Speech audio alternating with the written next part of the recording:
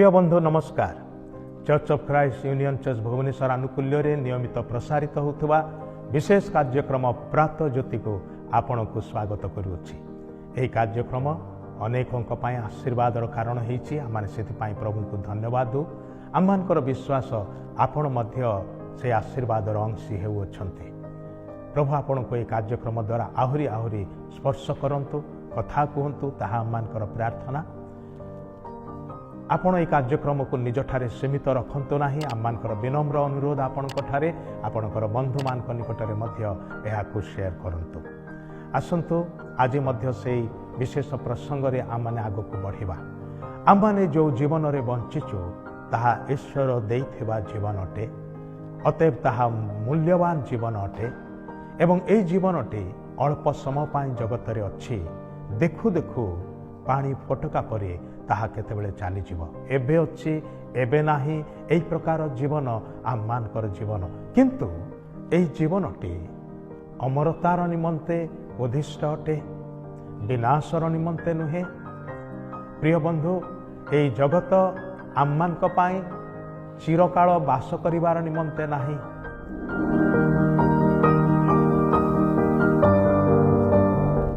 जो विस्तीर्ण आकाश मंडल आममानकर मुंड उपरे अच्छे ताहा दिने लोप पाई जीव। जो धरा पृष्ठ रे पृथ्वी पृष्ठ रे आम माने चल प्रचल होउचु, गमनागमन करूचु, विभिन्न स्थान को जाउचु, विभिन्न कार्य करूचु, आनंद करूचु, ए पृथ्वी मध्य दिने लोप पाई जीव। ईश्वर ए समस्तर एक अंत को निरूपण करी अछंती। किंतु आपणकर जीवन मोर जीवन अमरतार निमंते से सृष्टि करी अछंती। किंतु आम माने अमर है कि रही पारुना हूँ कौन पाई जानती कि कौ विषय आममानकर जीवन को मरणशील जीवन रे परिणत करिछि। ईश्वरंकर पवित्र वाक्य एक कथा स्पष्ट भाव में प्रकाश करे जे मनुष्यर पाप अर्थात ईश्वरंक विरुद्ध रे मनुष्यर आज्ञा लंघन ही ताहाकू अमर मनीष को मरणशील मनीष रे परिणत करिछि। सेथिपाई ए जगत रे आम माने दुई दिनिया लोक अटु, अल्प समय पाई अटु, मात्र आमर जीवन बहुमूल्य अटे। ए जीवन को उद्धार करिवार निमंते, ए जीवन को अमरता आउ थरे देवार निमंते ईश्वरंकर पुत्र स्वर्ग छाड़ी धरा पृष्ठ को आसिले 2000 वर्ष तले। से आमानक भली मनीष हेले, निखुंत निष्पाप जीवन यापन कले, से बंचिले धार्मिक पवित्र व्यक्ति भाव रे एवं शेष रे समुदाय मानव जातिर निमंते आपणार निष्पाप प्राण को बलि रूपे उत्सर्ग कले। से आममानकर दंड पापर जो दंड मृत्यु अटे, शारीरिक मृत्यु एवं तापरे अनंतकालीन मृत्यु, ए दुईटी जाक मृत्यु उद्धार करिवार निमंते एवं ता परिवर्ते अनंत जीवन देवार निमंते से निजे आममानकर पापर दंड को भोगिले एवं पुनरुत्थान करके उठिले, मृत्यु को जय करके उठिले। आज से जीवित प्रभु अटंती। सेथिपाई प्रतिटी मनीष को से अनंत जीवन जाचंती। से कहती, हे परिश्रांत भारग्रस्त लोक समस्ते मो निकट को आस, मु तुम्ह मान को विश्राम देवी। तुम्हें माने आपण आपण आत्मा रे विश्राम पाइब। मु तुम मान को जीवन देवी, प्रचुर परिमाणर जीवन देवी, जेपरि तुमे अनंत काल बंचिबा को पारिब। जे केही ताहांक ठारे विश्वास करे से विनष्ट हुए नाही, बरं अनंत जीवन प्राप्त हुए। सेही जीवन ताहांक ठारे अछि। अनंत जीवन मनुष्य ठारे नाही, आपणक ठारे नाही, मो ठारे नाही।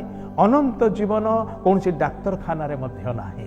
अनंत जीवन केवल सृष्टिकर्ता ईश्वरंक ठारे। से जीवन ताहांक पुत्रंक ठारे देई से आममान को ताहांक पुत्र को उपहार भाव रे देले, जेपरि कि ताहांक ठारे आम माने विश्वास करिबा को पारिबा। भाई भणी माने आपण एवं मु सृष्ट हेचु से सत्य जीवित ईश्वरंक ठारे विश्वास करिके बंचिबार निमंते, विनष्ट हवा पाई नुहे। से उद्देश्य प्रभु आम मान को तैयारी करि नाहंती, बरं जेपरि अनंत काल रे आम माने ताहांक सहित बंचिबा को पारिबो। हेले से ईश्वरंकर सहित संपर्क रे केमिति आसीबा? गोटे मात्र उपाय जहाँ निजे ईश्वर देई अछंती, ताहा होउची ତାହାଙ୍କ ପୁତ୍ରଙ୍କୁ ହୃଦୟରେ ଗ୍ରହଣ କରିବା। କାହିଁକି ଈଶ୍ୱରଙ୍କ ପୁତ୍ର ପ୍ରଭୁ ଯୀଶୁ ଖ୍ରୀଷ୍ଟଙ୍କୁ ହୃଦୟରେ ଗ୍ରହଣ କରିବା ଆବଶ୍ୟକ, ତାଙ୍କଠାରେ ବିଶ୍ୱାସ କରିବା ଆବଶ୍ୟକ, ତାଙ୍କଠାରେ ନିର୍ଭର ରଖିବା ଆବଶ୍ୟକ? କାରଣ ସେ ଜଣେ ମାତ୍ର ଯିଏକି ସମସ୍ତ ଲୋକଙ୍କ ପାଇଁ ପାପରୁ ମୁକ୍ତ କରିବା ପାଇଁ, ପାପ କ୍ଷମା କରିବା ପାଇଁ ନିଜର ଜୀବନକୁ ବଳି ଭାବରେ ଉତ୍ସର୍ଗ କଲେ। ଏବଂ ସେ କୁହନ୍ତି, ମୋ ପଥ ସତ୍ୟ ଆଉ ଜୀବନ ଅଟେ, ମୋ ଦେଇ ନଗଲେ କେହି ପିତାଙ୍କ ନିକଟକୁ ଯାଇପାରିବ ନାହିଁ। ଭାଇ ଭଉଣୀମାନେ, ସେହି ସତ୍ୟ ଜୀବିତ ଈଶ୍ୱର, ନିତ୍ୟଜୀବୀ ପରମେଶ୍ୱର ଅନନ୍ତ ଜୀବନ ଯାଚୁଅଛନ୍ତି ତାହାଙ୍କ ପୁତ୍ରଙ୍କଠାରେ। ଆଜି ତାହାଙ୍କଠାରେ ବିଶ୍ୱାସ କରିବା ଦ୍ୱାରା ଆମେ ଅନନ୍ତ ଜୀବନର ଅଧିକାରୀ ହୋଇପାରିବା। ଏହି ମରଣଶୀଳ ଜୀବନରୁ ଆମମାନେ ଅନନ୍ତ ଜୀବନରେ ପ୍ରବେଶ କରିପାରିବା। ପ୍ରଭୁ ଯୀଶୁ ସ୍ୱର୍ଗକୁ ଯିବା ପୂର୍ବରୁ ଏହି ପ୍ରତିଶ୍ରୁତି ଦେଇକି ଗଲେ, ମୋର ପିତାଙ୍କ ଗୃହରେ ବାସସ୍ଥାନ ଅଛି, ମୁଁ ତୁମ ପାଇଁ ସ୍ଥାନ ପ୍ରସ୍ତୁତ କରିବା ପାଇଁ ଯାଉଅଛି। ହେ ମୋହର ଲୋକମାନେ, ଯେଉଁମାନେ ମୋ ଠାରେ ବିଶ୍ୱାସ କରିଅଛ, ମୁଁ ତୁମମାନଙ୍କ ପାଇଁ ସ୍ଥାନ ପ୍ରସ୍ତୁତ କରିବା ପାଇଁ ଯାଉଅଛି। ଆଉ ତାପରେ ମୁଁ ଆସିବି, ତୁମମାନଙ୍କୁ ସେଇଠିକି ନେଇଯିବି। ମୁଁ ଯେଉଁଠାରେ ସର୍ବଦା ଥାଏ, ତୁମ୍ଭେମାନେ ସେହିଠାରେ ମୋ ସହିତ ପିତାଙ୍କ ଗୃହରେ ସର୍ବଦା ରହିବ। ଭାଇ ଭଉଣୀମାନେ, କେତେ ବଡ଼ ସୌଭାଗ୍ୟ ଯେ ଆମ ପାଇଁ ସ୍ୱର୍ଗ ଅପେକ୍ଷା କରିଅଛି। ସ୍ୱର୍ଗରେ ଆମ ପାଇଁ ସ୍ଥାନ ଅଛି।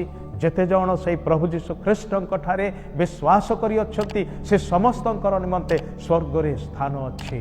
କାରଣ ପ୍ରଭୁ ଯୀଶୁ ନିଜେ ସେ ପ୍ରତିଜ୍ଞା ଦେଇଅଛନ୍ତି।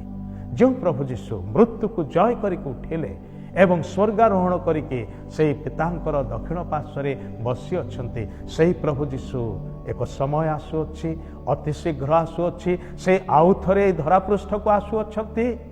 କାହିଁକି ସେ ଜଗତକୁ ଫେରି ଆସୁଛନ୍ତି? ଦୁଇଟି କାରଣର ପାଇଁ। ଗୋଟିଏ ହେଉଛି ନିଜର ଲୋକମାନଙ୍କୁ ନିଜ ନିକଟକୁ ଗ୍ରହଣ କରିବା ପାଇଁ, ନେବା ପାଇଁ।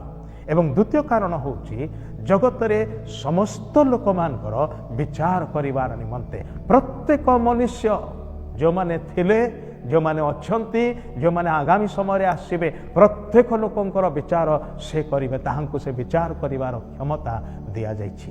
ତାହାଙ୍କର ବିଚାର କରିବାର ସେଇ ସିଂହାସନ ସମ୍ମୁଖରେ ଆମମାନଙ୍କୁ ଠିଆ ହେବାକୁ ହେବ। ଆଉ ଆମମାନଙ୍କର ନିଜ ଜୀବନର ହିସାବ ଦେବାକୁ ହେବ। ଏ ଜୀବନକୁ ନେଇ କ'ଣ କରିଛୁ, ସେଥିର ହିସାବ ଦେବାକୁ ହେବ। ଆପଣ କ'ଣ ପ୍ରସ୍ତୁତ କି?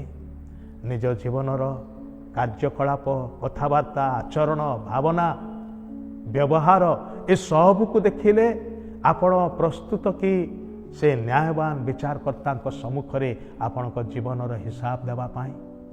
ଆଜି ହିଁ ସମୟ। ପାପରୁ ମନ ଫେରାନ୍ତୁ, ଅନୁତାପ କରି ଫେରି ଆସନ୍ତୁ, ଈଶ୍ୱରଙ୍କ ପୁତ୍ର ପ୍ରଭୁ ଯୀଶୁ ଖ୍ରୀଷ୍ଟଙ୍କଠାରେ ବିଶ୍ୱାସ କରନ୍ତୁ, ଜୀବନର ଅଧିକାରୀ ହୁଅନ୍ତୁ। ଆସନ୍ତୁ ପ୍ରାର୍ଥନା କରିବା। ପ୍ରିୟ ପ୍ରଭୁ, ତୁମେ ଜୀବନ ନେଇକି ଏହି ଜଗତକୁ ଆସିଲ, ସ୍ୱର୍ଗର ଜୀବନ ନେଇକି, ଏବଂ ସେହି ଜୀବନ ତୁମେ ଆମମାନଙ୍କୁ ଦେବା ନିମନ୍ତେ ପ୍ରଭୁ ତୁମେ ଇଚ୍ଛା କରିଅଛ। ସେଥିପାଇଁ ତ ଆପଣର ଅତି ପବିତ୍ର ଜୀବନକୁ ବଳି ରୂପେ ଉତ୍ସର୍ଗ କଲ, ଯେପରି ମରଣଶୀଳ ଆମମାନଙ୍କର ଜୀବନ ଅମରତା ଲାଭ କରିବ। ପ୍ରଭୁ, ତୁମଠାରେ ବିଶ୍ୱାସ କରି ସେହି ଜୀବନକୁ ଗ୍ରହଣ କରି ବଞ୍ଚିବା ପାଇଁ ସାହାଯ୍ୟ କର। ଏହି ପ୍ରାର୍ଥନା ନିବେଦନ ପରିତ୍ରାଣକର୍ତ୍ତା ପ୍ରଭୁ ଯୀଶୁ ଖ୍ରୀଷ୍ଟଙ୍କ ନାମରେ ଉତ୍ସର୍ଗ କରୁଅଛୁ। ଆମେନ୍। ଯେତେବେଳେ ପିତା ଈଶ୍ୱରଙ୍କର ଗଭୀର ପ୍ରେମ, ପ୍ରଭୁ ଯୀଶୁ ଖ୍ରୀଷ୍ଟଙ୍କର ଅସୀମ ଅନୁଗ୍ରହ ଓ ଦୟା, ପବିତ୍ର ଆତ୍ମାଙ୍କର ଚିରନ୍ତନ ଶାନ୍ତି, ଶକ୍ତି, ସୁମଧୁର ସହଭାଗିତା, ଶିକ୍ଷା ଓ ଚେତନା ଏବେ ପୁଣି ସଦାବେଳେ ଆମମାନଙ୍କର ପ୍ରତ୍ୟେକଙ୍କ ସହିତରେ ସାରା ବିଶ୍ୱରେ ଥିବା ଖ୍ରୀଷ୍ଟାଶ୍ରିତ ପ୍ରତ୍ୟେକ ଭାଇ ଭଉଣୀଙ୍କ ସଙ୍ଗରେ ରହି ସାହାଯ୍ୟ ଉପକାର କରନ୍ତୁ। ଆମେନ୍। ନମସ୍କାର। ବହୁତ ବହୁତ ଧନ୍ୟବାଦ। ପ୍ରଭୁ ଆପଣଙ୍କୁ ଆଶୀର୍ବାଦ କରନ୍ତୁ।